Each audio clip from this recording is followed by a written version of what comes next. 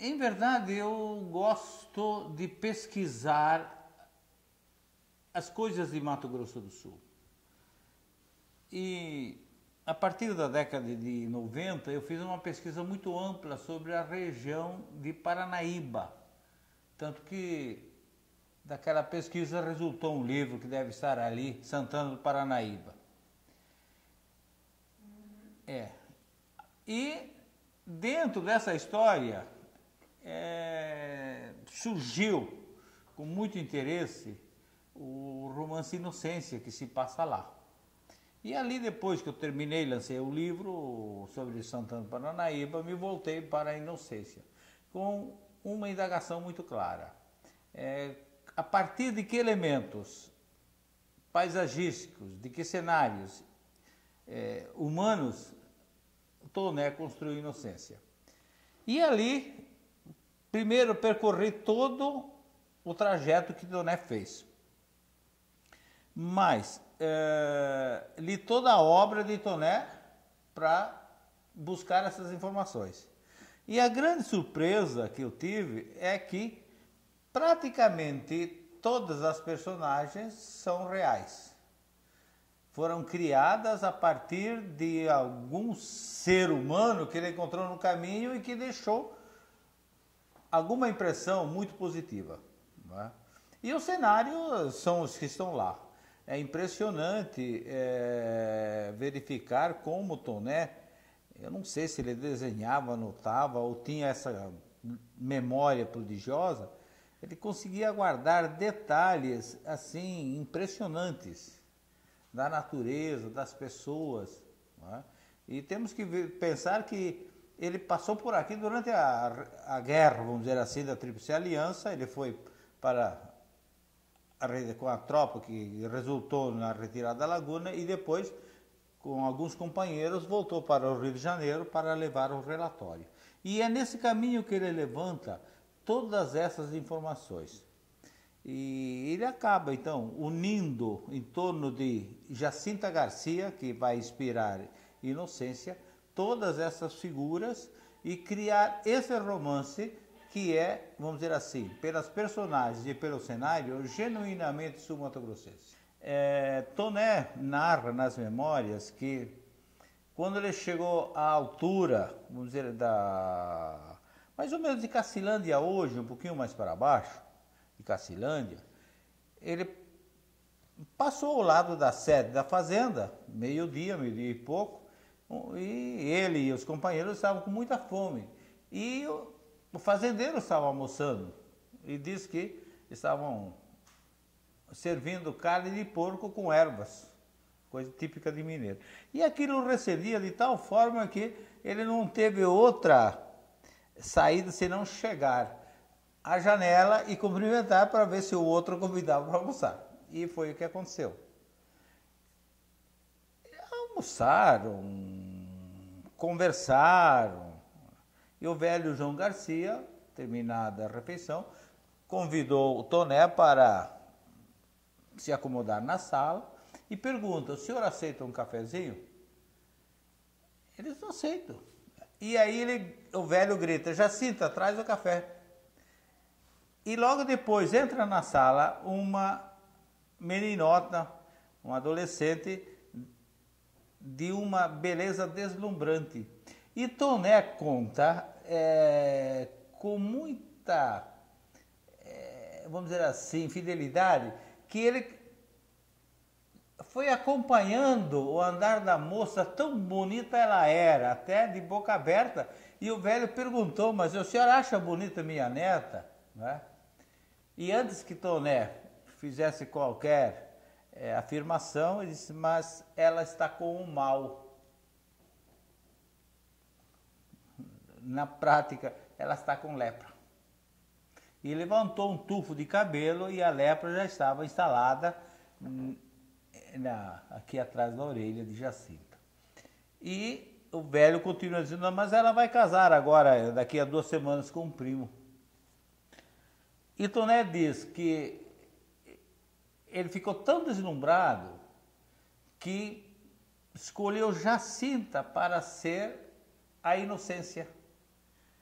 Mas ele diz, eu não quis uma inocência morfética, porque seria muito mal, eu seria muito mal com ela. Então peguei essa Jacinta e lhe dei uma pintura romântica. Né?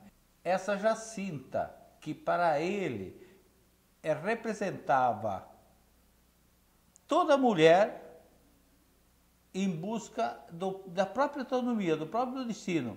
E nenhuma delas conseguindo, por quê? Porque a cultura da época fazia com que as mulheres seguissem o destino que a família lhes dava. Veja bem, o tema, vamos dizer assim, autonomia da mulher, eu não gosto da palavra liberdade, porque não me parece apropriada. Né?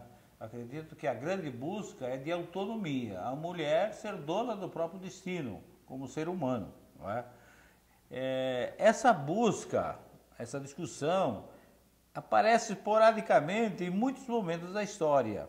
No Brasil, começa a ser questionada, vamos dizer assim, nesse período, e Toné talvez seja o pioneiro nessa discussão dentro da literatura brasileira, tanto que Inocência, até hoje, um romance absolutamente atual, talvez seja o romance brasileiro mais traduzido em línguas estrangeiras.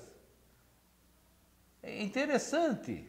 Por quê? Porque apresenta paisagens do sul do então Mato Grosso. Não, é exatamente por essa proposta, vamos dizer assim, de discutir o destino da mulher, dessa autonomia.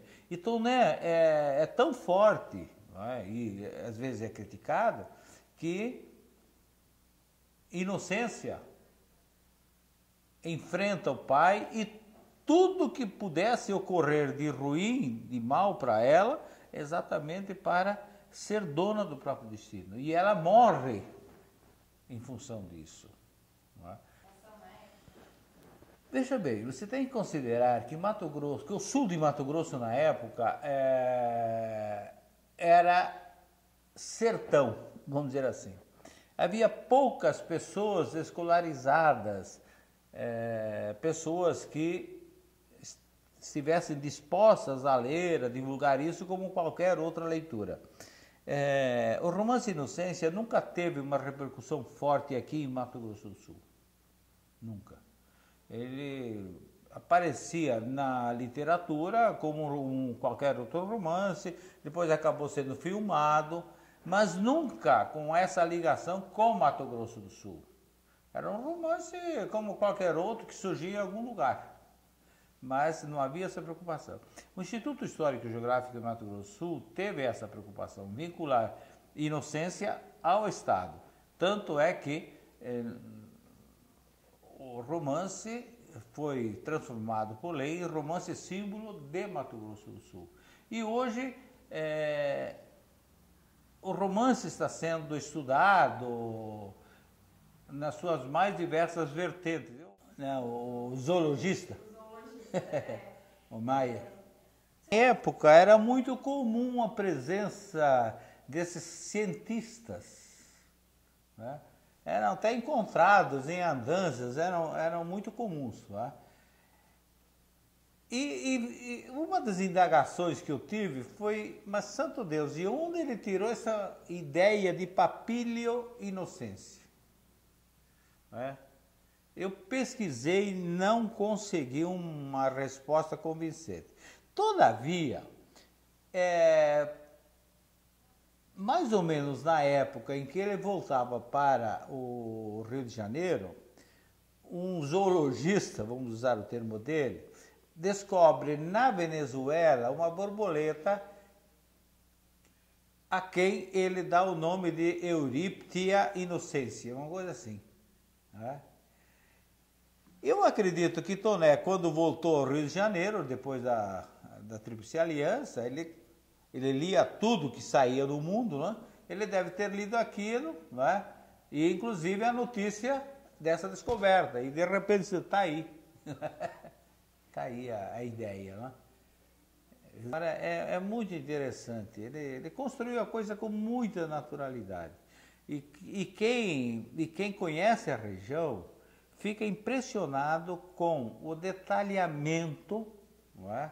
Com que ele consegue descrever. Por exemplo, a queimada, não é? Logo no começo, em que ele descreve o fogo tomando conta dos pastos, é alguma coisa assim que eu levaria 10 anos para observar tudo que ele observou numa passada. Veja bem, a região que hoje conhecemos como Bolsão Sul-Mato-Grossense, ou na época, ou seja, na metade do século XIX, conhecida como Vácuo, era realmente um vazio. Era muito comum, vamos dizer assim, na linguagem da época, porque era um lugar de passagem, mas desconhecido. Quer dizer, quem subia o Rio Pardo só conhecia o Rio Pardo, vamos dizer assim, não conhecia mais nada. Não é? Era um lugar bastante isolado. Aliás, se você observa até hoje, a região do Bolsão tem uma vocação de ser mais ligada a Goiás e a Minas do que mesmo o Mato Grosso do Sul.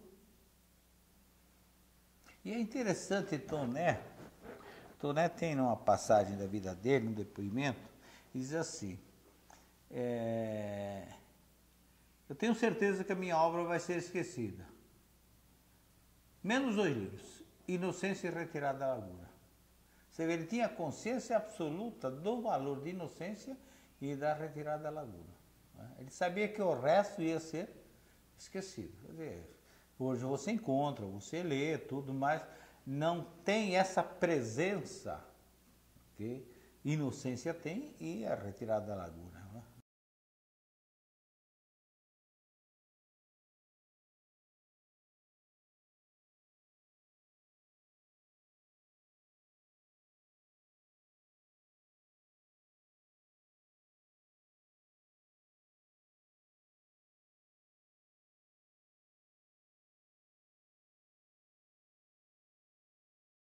Uma coisa que eu gosto muito é de andar, porque a história está no chão.